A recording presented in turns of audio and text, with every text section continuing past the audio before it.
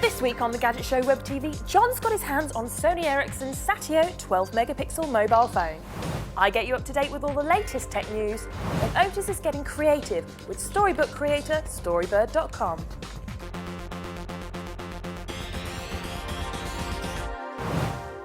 Hello and welcome to this week's edition of WebTV. First up, John's been taking a look at the new Satio handset from Sony Ericsson, and with a 12-megapixel camera built in, it might be one of the best mobiles to have if you want to ditch that portable camera. But before you go rushing off to the shops, let's see what Mr. Bentley has to say about it first.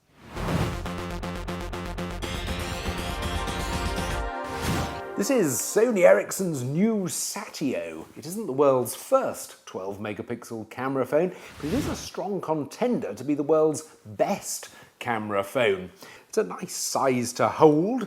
It keeps its lens and proper xenon flash under a very sturdy slider mechanism. You get sensibly sized shutter release and dedicated controls for switching between stills and video, and indeed for going into review mode. It's also got a 3.5-inch 340 by 600 pixel touch screen, which allows the various camera control icons to be very prominently displayed, so it's very easy to change the various settings. Incidentally, by default, it's set up as a 9-megapixel camera phone because the dimensions of the screen are 16 by 9, but I've changed it over and made it 4 by 3 to use all 12 megapixels.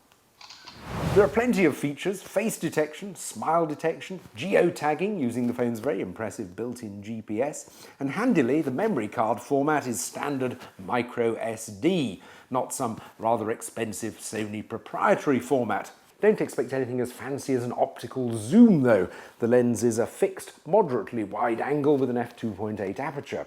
As for the actual picture quality, well, I was ever so slightly disappointed. Whilst the 12-megapixel shots were slightly sharper than the ones from Nokia's 8-megapixel N86, the colours weren't anything like as strong, and they did overall just look a bit washed out. And when it started to get dark and I decided not to use the flash, again the pictures were slightly worse than those from the N86, and whether in light or dark they weren't anything like as good as those from a proper compact digital camera. The video's not bad though. It's 640 by 480 resolution and certainly stands comparison with that produced by most compact digital cameras. You don't get the widescreen option though that you get on some LG camera phones, nor do you get the high definition option you get with Samsung's i8910 HD.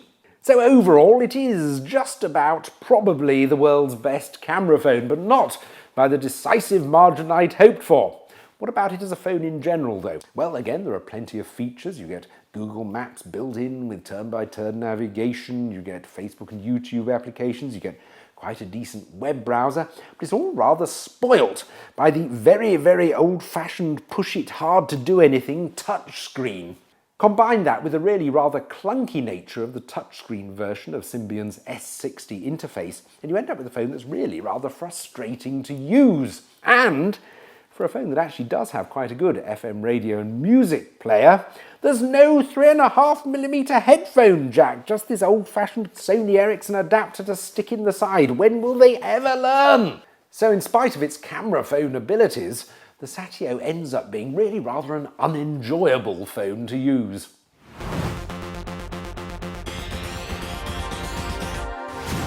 Right, news time now, and first up, that rumour mill is in full swing once again, stating that Microsoft's new peripheral, Project Natal, is due for release in November 2010.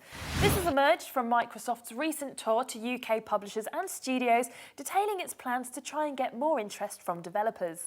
Project Natal was unveiled earlier this year at E3, and the device uses a set of cameras and microphones to track player movements to create an entirely new gaming experience. It's said that Microsoft are planning to make 5 million units for the first day of release with a cost of around £50, and this is much cheaper than most gaming analysts had anticipated. Most of the launch party games are said to be first-party offerings from in-house studios, with third-party games coming at a later date. One of Natal's most talked about games, Milo, from UK developers Lionhead, was not mentioned, but keep an eye on the news section of our website for further info. Next, and hot off the heels from Orange acquiring the iPhone, O2 has started to try and entice customers to its iPhone tariff by offering its users an iPhone tethering bolt-on package. The package is available to any iPhone user on a monthly contract, and it'll cost you £9.79 a month for 3 GB worth of data allowance. And for any of you who sign up before December 31st, O2 are also offering free access to their home broadband standard package, which would normally cost you £7.34 a month and offers speeds of up to 8 megabits per second. But if you fancy having their premium or pro broadband packages with speeds of up to 20 megabits per second, then £7.34 will be deducted from these prices. So if you're a tetherer, it looks like it might be worth sticking with O2. But make sure you keep an eye out for any comeback offers from Orange. Right, I hope you're sitting comfortably because now it's time for Otis to tell us a story.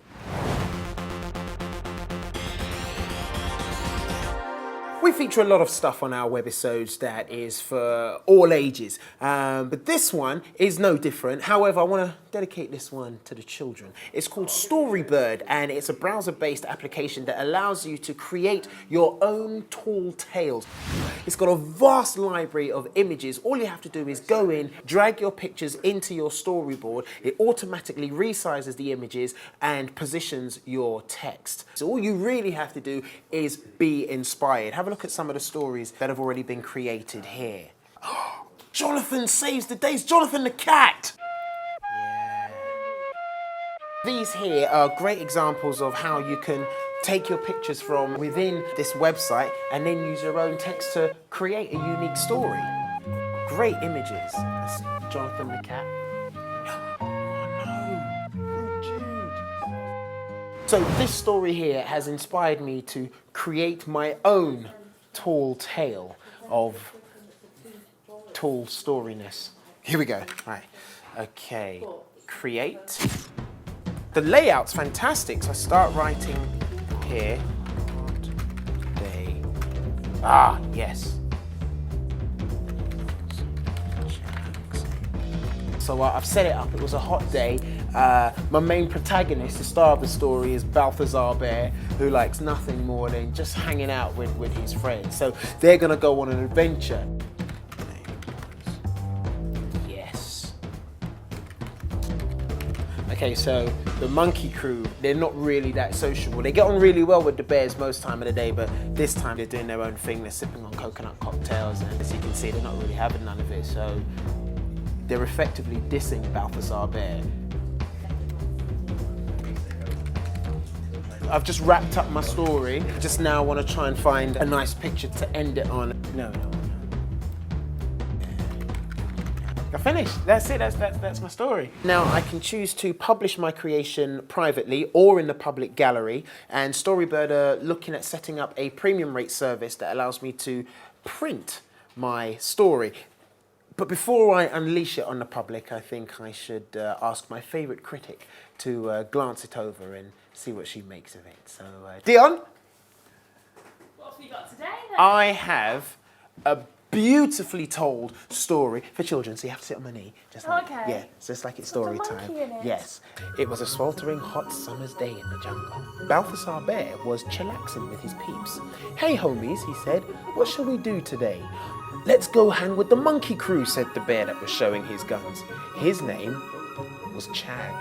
It's Chad. Yeah, but the monkey crew were busy doing their own thing. We're not interested in hanging with bears today, they said, you know, because they're dancing, see, Yeah, and dancing drinking monkeys. coconut cocktails. Ah. Yeah. You're a sad loser, said Martin Mouse and Eugene Elephant, because they were in earshot, so they heard it.